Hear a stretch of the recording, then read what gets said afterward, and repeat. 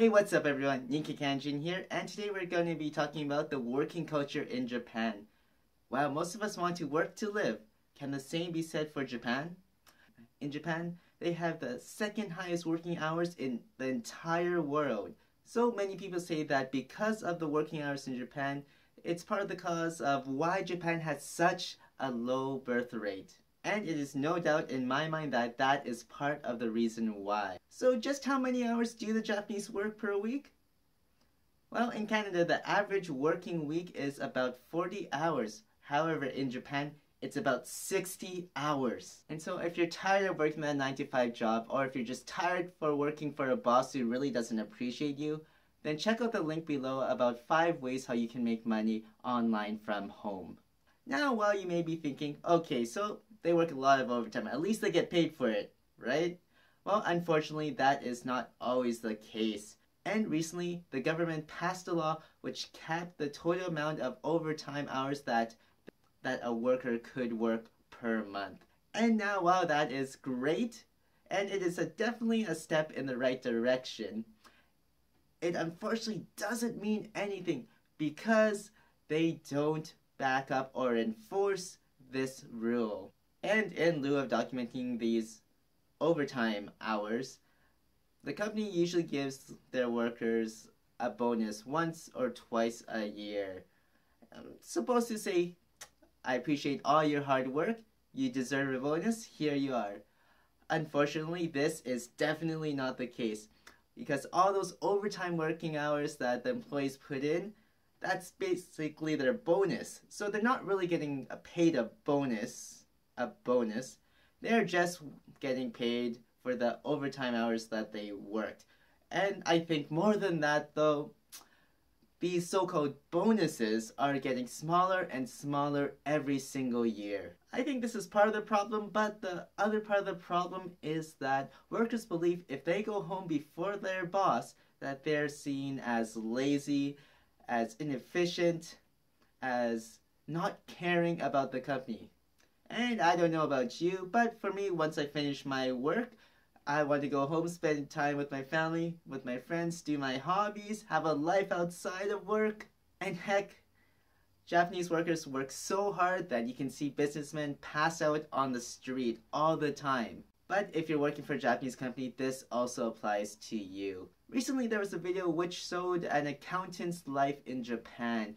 Basically, he gets up at 7, works till 11, goes home, eats dinner, works out, then sleeps, repeats the entire process again 6 days a week. So if this is true and Japanese workers are being treated so badly, why do they put up with it? Well, I know in North America, if you believe that conditions at your workplace, if they aren't adequate, or if you're being treated unfairly, then often people will go on strikes.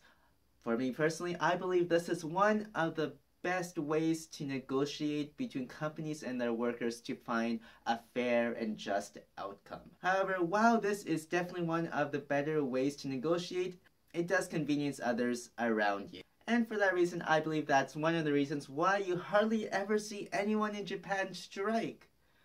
Because Japan is more of a group-orientated culture as opposed to Canada or the US where it's more of an individualistic culture, you'll notice that Japan will put the group ahead of themselves, and in this situation, the group is the company and they're putting the company's needs before their own. So the concept of saving face just really enforces the status quo and really doesn't amount to any real change. Personally, I believe that the only way to create change is to fight for it.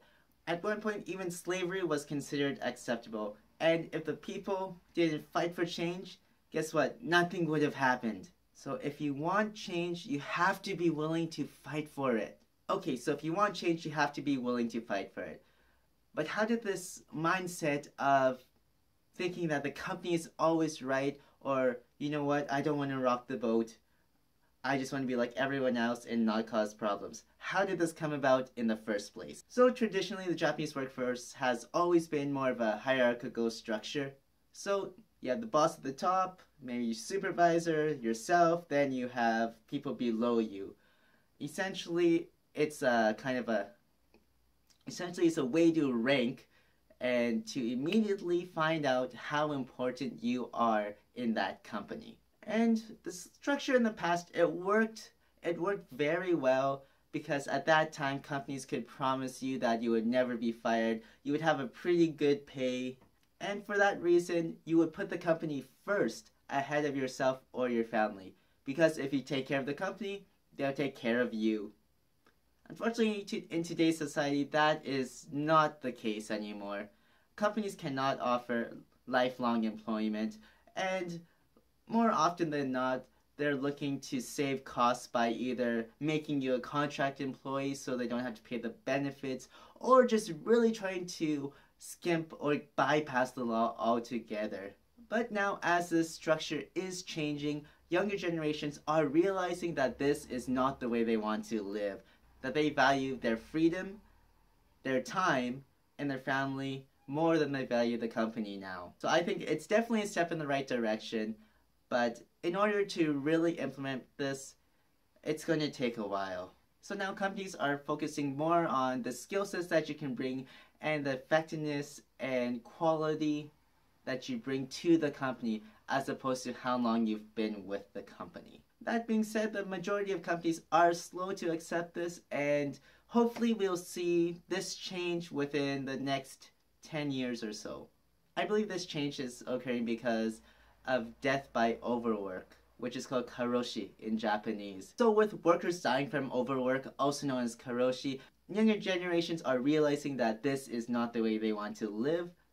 So this is Dentsu, a marketing company in Japan, which was blacklisted due to the fact that one of their employees took their own lives because of Karoshi. Unfortunately, one of their employees, she was working over 80 hours a week. She was sleeping at the office. Honestly, she just didn't have a life outside of the company. And she worked insane amounts of overtime with little sleep. And so that drove her to unfortunately take her own life.